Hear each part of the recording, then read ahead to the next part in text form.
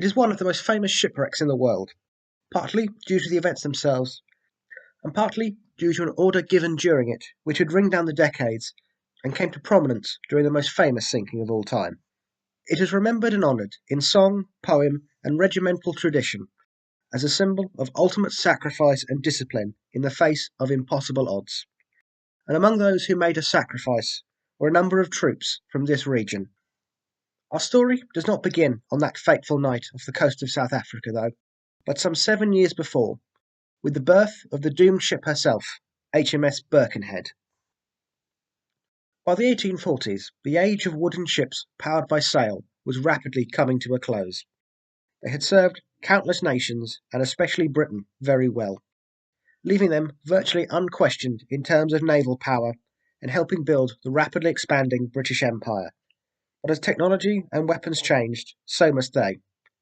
The steam engine had revolutionised the world. Something that, when being included in ships, would now mean a sailor would never have to fear the loss of wind, leaving them stranded in the mid-ocean for days, forcing them all into the ship's boats to physically pull the ship along. And the replacement of wooden hulls with those of iron were also leading to much stronger ships in battle.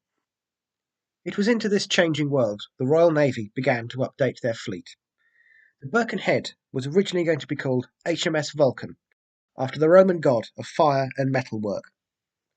The task of designing and building her fell to John Laird and his men in the shipyards of Birkenhead in Merseyside near Liverpool, chosen due to their reputation when it came to shipbuilding, having built the Nemesis in 1839 for the Honourable East India Company that had served well against China in the First Opium War. John Laird himself would be a man who would have a complicated history with the Royal Navy. As well as building ships for them and the East India Company, would also find his yard blockaded by HMS Heron when he began to build ships for the Confederate Navy during the American Civil War, including the famous commerce raider CSS Alabama, leading to him suing the British government over interfering with his private business. After gaining the contract and some back and forth with the Royal Navy, plans were finally given the go-ahead. The designs I submitted, which were finally approved, were of a vessel 210 feet, 64 metres long, being about 20 feet, 6.1 metres longer than any vessel of her class had been built, and 37 feet 6 inches, 11.43 metres beam, with a displacement of 1,918 long tons. On the load waterline of 15 feet 9 inches, 4 metres 80, the only changes made by authorities at the Admiralty in these designs were the position of the paddle shaft, which they ordered to be moved several feet more forward. When the work was done and the ship was ready to launch, she was an impressive sight and feat of engineering.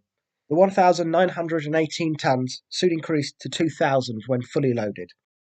She was divided into 8 watertight compartments, powered by 2 Frochester & Co. 564 horsepower steam engines, driving 2 20 feet, 6 metre diameter paddle wheels, as well as 2 sails if needed.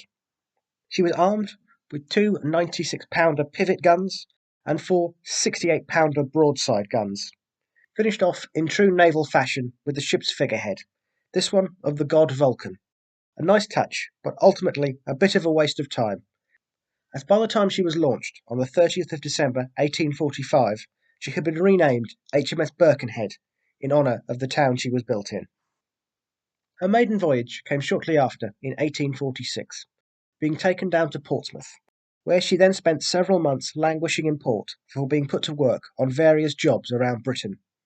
While on home service, she would come to the aid of one of the most famous ships in British history. On the 22nd of September 1846, the SS Great Britain, famously designed by Isambard Kingdom Brunel, ran aground off the coast of Northern Ireland. But for a large ship in such a precarious position, there was very little that could be done other than try and protect her from the waves, and she would not be successfully refloated until almost a year later. The operation to save her took place on the 25th of August 1847. Overseen by Brunel and the man he had personally picked to help in the situation, James Bremner, the Birkenhead was one of the ships that assisted pulling her out of danger and getting her back to sea. She may have finally been able to do something and proven herself in rescue, but her future in the Royal Navy was on shaky ground. Despite originally being built as one, her paddle wheels now meant she could no longer serve as a frigate, as the Royal Navy had now decided ships with propellers rather than paddles were far more suitable for this kind of role. Even her iron hull was now counting against her, as tests done by the Royal Arsenal in Woolwich showed that lower velocity shots into these hulls left jagged holes that were almost impossible to patch. More misfortune came her way, less than a month after the rescue of the SS Great Britain. While travelling through the English Channel, she collided with and sank a brig named Olato. The owners sued the Admiralty and won. Full blame was put on the commander of the Birkenhead, who, due to shortages in sailors at the time, had opted to not post lookouts when they were sailing. Not long after this, the Royal Navy decided her fate. She was to be refitted as a troop transport. She was taken back to a shipyard, and a forecastle and poop deck were added to increase her accommodation. Being a fairly new ship at the time of this happening, she soon became considered to be one of the most comfortable and certainly one of the fastest transport ships in the fleet, a role that she would undertake many times all across the Empire up until the day she sank. Her final journey began like any other, sailing from Portsmouth, now under the command of Captain Robert Salmond, a man whose family had been serving in the Royal Navy since the reign of Elizabeth I. Leaving in January 1852, they were taking troops from up to 10 regiments on the long journey to South Africa, mostly to take part in the 8th Border War being fought against the Xhosa that had been raging for the past 2 years. One of the now largely forgotten wars fought between native tribes and the expanding European empires in the 19th century. Although it is the Scottish troops of the 73rd, 74th, and 91st Regiments of Foot most often connected with the sinking, and who did make up a large amount of those on board, there were regiments from all over the country there, including this region, with a small draft from the 12th East Suffolk Regiment, consisting of one officer, a sergeant, and 68 men. They were going to supplement the reserve battalion that had been serving in South Africa since the July of 1851. Among them was a Corporal William Smith, whose testimonies make up a good deal of the information we have on the sinking. It wasn't just troops who were on board, though, and as strange as it seems now, during this period it was incredibly common, especially for officers, to take their wives and children with them when they went campaigning, as they were often posted away from Britain for years at a time. As well as this, there was always generally a couple of wives of ordinary soldiers, normally picked through a lottery system, that were allowed to go with them. There were also a few male civilians on board who were travelling down to the Cape on Empire business. Her first stop was in Queenstown, now Cove, in Ireland, where she picked up more troops and family members before setting out. Their crossing of the oceans went with little trouble, but there were sicknesses and medical complications on board. During the trip, 3 of the wives would die, 2 during childbirth and 1 from consumption. They made a stop in Simon's Bay, now Simon's Town, after 47 days at sea, where most of the ship's women and children passengers disembarked, as well as an officer and 18 soldiers who had fallen sick. They would spend 2 days anchored, where they took on 9 horses and the hay to feed them, 35 tons of coal and fresh drinking water, before setting out again at 6 p.m. on the evening of the 25th, heading for their final destination of Port Elizabeth, carrying somewhere between 630 and 643 men, women and children. To help keep their speed up, Captain Salmon had opted to keep close to the coastline. Seas were calm and the night was clear, and for the next 6 hours they sailed without problem. Just before 2 a.m. on the 26th, disaster struck. All of the passengers and crew, save for those on watch, were asleep. At the time, the ship was being helmed by the rather unfortunately named Thomas Coffin. As they travelled along at a speed of 8 knots, the last sounding that was taken, a practice which was used to measuring the depth of water with a weighted line on a rope, showed 12 fathoms, 22 metres of water, when suddenly they struck an uncharted rock near the aptly named Danger Point, now Gannesby, Western Cape of South Africa. Somewhat ironically, it was the calmness of the sea that had led to this crash. Had the seas been rougher, the rock would have been visible, a far cry from the common cause of shipwrecks in the area being rough seas and bad weather. The impact shook the whole vessel as it came to a shuddering halt. Captain Salmond rushed from his cabin onto the deck. ordered the crew to lower the ship's anchor, lower the quarter boats, and called for the engine to be put astern to pull them off the rock so he could assess the damage. A decision that only hastened the doom of the vessel. As they moved back, the waters came pouring in, buckling plates in the forward bilge and ripping open bulkheads. In a moment, the forward compartment of the ship and the engine room flooded. Over 100 of the soldiers drowned in their hammocks before they could escape. I was sleeping on the lower deck when the shock came, and crowded up the ladder with others, but found it difficult work. Some never came up it at all, but were drowned in their hammocks, the water rushing in so suddenly. Everyone was ordered onto the upper deck to await orders for what to do next. The mustering soldiers were a state. A mixture of shock, terror, and still tired, they had run for their lives from the lower decks. Few were fully dressed, missing boots, jackets. Some were just in their underclothes, some completely naked. Several had been injured in their scramble to escape the rising water. Far from the image of splendid lines of red coats often depicted in paintings of the event. From the massing ranks, 60 men were chosen and sent back below deck to man the pumps to try and keep the ship afloat as long as possible. Among them was Corporal William Smith, who had only just escaped the flooding in the sleeping quarters. After gaining the deck, I went and assisted the crew in rigging the chain pumps. I remained there, and I think it was about the hardest 20 minutes' work I ever did in my life. Another 60 were sent to aid in launching of the lifeboats. The rest were sent to the poop deck, hoping that their combined weight would help raise the ship backwards, lifting the hull from the water. And they soon began to load the women and children into the ship's cutter, a small, single-sailed vessel. But this was the end of the good news. The Birkenhead carried 2 larger lifeboats that could carry about 150 people each. One launched, but was quickly swamped. The second, however, could not be. The Royal Navy's tradition of keeping their ships immaculate to maintain discipline had come back to haunt them. The winches used to raise and lower the boat had been painted closed, now leaving them with just 2 small lifeboats. Lieutenant Colonel Senton of the 74th Highland Regiment of Foot, the most senior officer on board, took command of the soldiers, calling the officers to him and passing on the message from the ship's captain. Be kind enough to preserve order and silence among the men. He was deeply worried about men panicking, as many of them were younger soldiers who had never served away from home. He knew it was now the job of him and his fellow officers to maintain order among them. Distress rockets were fired, but there was no one around to see them. A light had been spotted on the shore, but nothing came of this. It is now believed it was most likely a bonfire, set alight earlier in the night to guide local fishermen home, and had now been left to burn itself out. From the soldiers, marines, and sailors, men were picked to man the lifeboats and help get civilians away. A final attempt was made to free the stuck lifeboat, but there was nothing that could be done. The 9 cavalry horses were set free and pushed over the side to give them a chance. 8 of them survived the sinking and were able to swim to shore.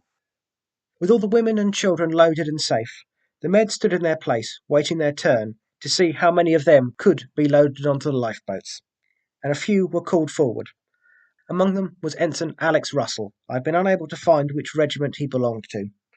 One of the youngest men on board, still in his teens. He was about to board when he saw one of the men under his command.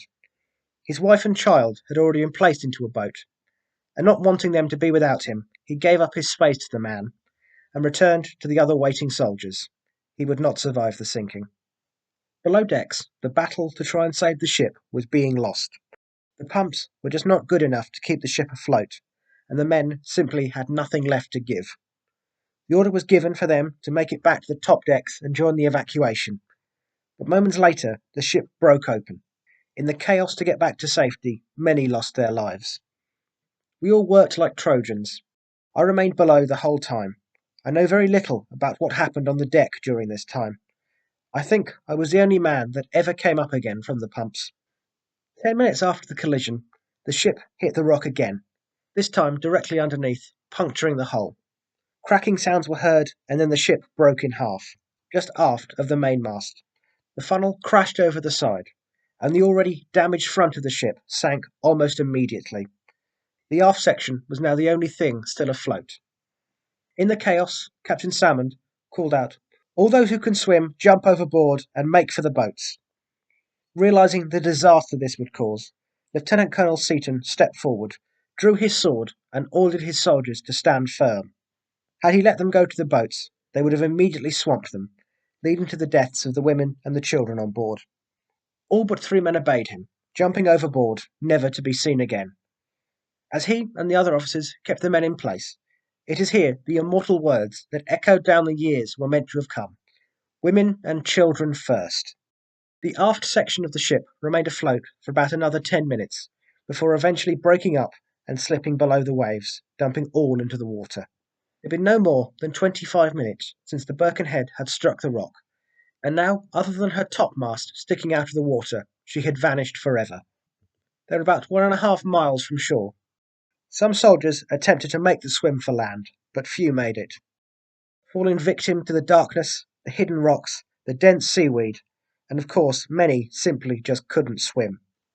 Some made for the lifeboats, hoping to be pulled on board, including Richard Nesbitt, a 14-year-old boy soldier whose father was the East Suffolks quartermaster.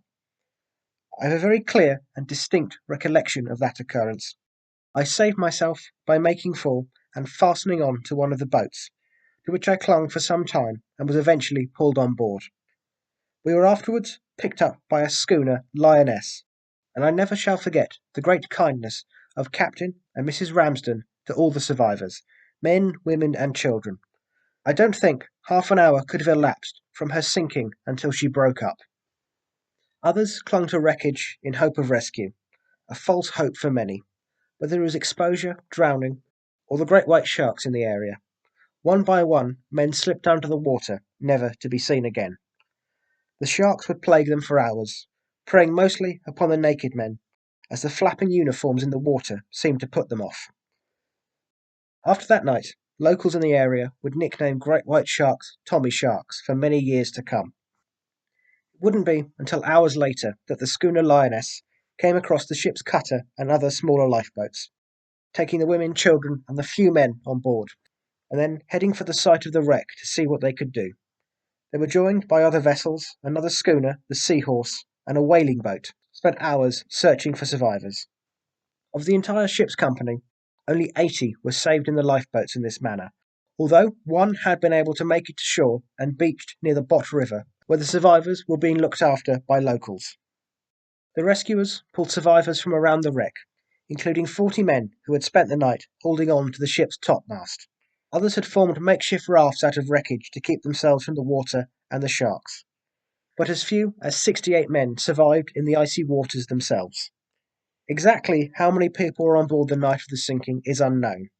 The ship's logs were lost when she went down, but some reports put the number as high as 693 when it left Ireland, and the lower ones at around 630. But of the 630 plus people, only 193 survived the sinking. 113 soldiers of all ranks, 6 Royal Marines, 54 sailors of all ranks, 7 women and 13 children. That was all that was left on after the ones had got off in Simon's Bay, and 1 male civilian. Of the 71 East Suffolk soldiers, 55 perished in the water.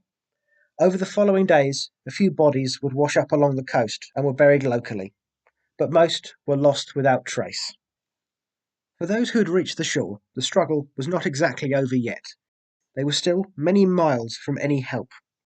The ship's assistant surgeon, Dr. William Cullen, borrowed a horse from a local and undertook a 20-hour ride, with virtually no rest, to bring the news of the sinking to Simon's Bay. The news of the sinking was met with horror and shock in Britain and across the Empire, but also admiration for the bravery of those on board, with even the now elderly Duke of Wellington paying tribute to the men during a banquet for the Royal Academy held near Trafalgar Square on the 1st of May, 1852. The highest-ranking military survivor was Captain Edward White of the 91st. Captain Salmond had gone down with the ship, as had Lieutenant Colonel Senton. Due to his seniority, Wright had to answer the majority of the questions during the Court of Inquest held on the 8th of May, 1852, on board HMS Victory, but obviously was held in no blame for what had happened, and was even promoted to Major for his actions in helping keeping the men calm. Many of the surviving members of the Royal Navy were not so lucky, and a number were court-martialed for the sinking, Among them was Thomas Coffin, the helmsman, but all charges were dropped due to his actions later in the sinking when he had commanded one of the lifeboats and saved 32 men from the sea. And shortly afterwards, all charges were dropped against everyone involved as public opinion of the sinking shifted to one of admiration. During his questioning, Captain Wright spoke highly of the men of all regiments during their actions in the sinking. The order and regularity that prevailed on board, from the moment the ship struck till she totally disappeared, far exceeded anything that I thought could be effected by the best discipline. And it is more to be wondered at seeing that most of the soldiers were but a short time in the service. Everyone did as he was directed, and there was not a murmur or cry among them until the ship made her final plunge. All received their orders and carried them out as if they were embarking instead of going to the bottom. I never saw any embarkation conducted with so little noise or confusion. As with all famous sinkings, the Birkenhead has its fair share of myths and rumours surrounding it. A bit of folklore in the area of what was Danger Point, created by the sinking, it was that the 8 horses that made to shore ran off into the African wilderness and soon multiplied, with their descendants freely roaming the plains well into the 20th century. A possibility, but most likely just a story. Of the 8 horses, 5 were recaptured relatively quickly and returned to British forces. At least one other was taken by a local farmer who hid it while he tried to figure out how to remove the army brand from the animal and claim it as his own. On top of this, there was at least one local farmer who claimed his horses were bred from captured Birkenhead ones. Of course, this does leave one horse outstanding, and it is entirely possible that it met and bred with wild horses. So the whole thing does become rather confusing on this topic. Even more so with the story of one of the horses that made it to shore, apparently travelled back to Simon's Bay on his own, returning to the stables where he had come from. So I can't help but feel legend and fact have become very blurred in this instance. The other legend that persists, even to this day, is the Birkenhead Gold. The story goes that as well as men, horses and supplies, the ship was carrying the army's payroll, consisting of £240,000 in gold coins. It went to the bottom with the rest of the ship that night. The rumour started not long after the sinking, bringing many to the wreck to try their luck, including the nephew of Lieutenant Colonel Senton in 1893. Over the years, many other attempts to locate it have been undertaken as diving technology improved, but other than a few coins found on a dive in the 80s that were believed to be someone's personal effects rather than a lost hoard, no trace of anything has ever been found, making it highly unlikely that the gold was ever on board. Although this has not stopped both the British and South African governments putting forward motions that if any gold is to be found, it must be shared with them. There are few happy endings in events like this, but there is at least 2 that I wish to bring to your attention. The first being the ship's dog. Sadly, its name has been lost to history. Not only would it survive the sinking that night, but later that year was swept overboard off the coast of Australia, and once again survived this instance as well. The second story is a young private in the 91st, Patrick Mullins. He was on board with his wife and 2 children. They were loaded onto the boats with the others and sent away to safety, while he did his part in the infamous Birkenhead drill. When rescue came, they were taken to different places. With neither of them seeing each other, they naturally assumed the worst had befallen. Heartbroken at the loss of a family, each would move on with their lives the best they could, until 7 years later, when they happened to bump into each other again by pure chance. Reunited, they would go on to have 5 more children together. Frederick William of Prussia was so impressed by the bravery and discipline shown by the soldiers that night, he ordered an account of the sinking to be read out to every regiment in the Prussian army. The wreck of HMS Birkenhead lies at a depth of 30 metres. She was declared a war grave in 1989, which has prohibited much of the diving that used to take place on her. There are memorials all over the country where the various regiments had come from. The one for the 12th East Suffolks can be found in the parish church of St Mary's in Bury St Edmunds. It commemorates the 55 men who died in the sinking. Artefacts from the wreck can also be found in the Suffolk Regiment Museum in the former Gibraltar Barracks in Bury St Edmunds. The 2 men circled together is Corporal William Smith and Private John Smith, who was also from the East Suffolks and survived the sinking of the Birkenhead. They are photographed together with officers from the regiment some time later. The sinking has been immortalised in books, arts and songs, more time than we have a chance to go into in this video. Most famously, the sinking is often compared to that of the RMS Titanic in April 1912, where the women and children first was also put into effect. It has also become one of those historical events that also has created its own mythos, almost from the first day the news broke in Britain, with examples of discipline and self-sacrifice of those on board, as well as other events such as the death of Gordon of Khartoum and the charge of the Light Brigade, came to personify the Victorian idea of duty above all, and especially above your own life. Among the most famous bits of work inspired by the sinking was the poem Soldier and Sailor Too by Rudyard Kipling, and although written largely about the Marines, it acts as a tribute to all of those on HMS Birkenhead. And I can think of no better way to end this video with a small portion of it. Their work was done when it hadn't begun. They were younger than me or you. Their choice was plain between drowning in heaps and being mopped by the screw. So they stood and were still to the Birkenhead drill. Soldier and Sailor Too. I hope you've enjoyed this presentation. All of the information and pictures used can be found in the description below. Please feel free to like and subscribe if you wish. This was the 12th East Suffolks on the Birkenhead, a damn tough bullet to chew. And this was a little bit of history.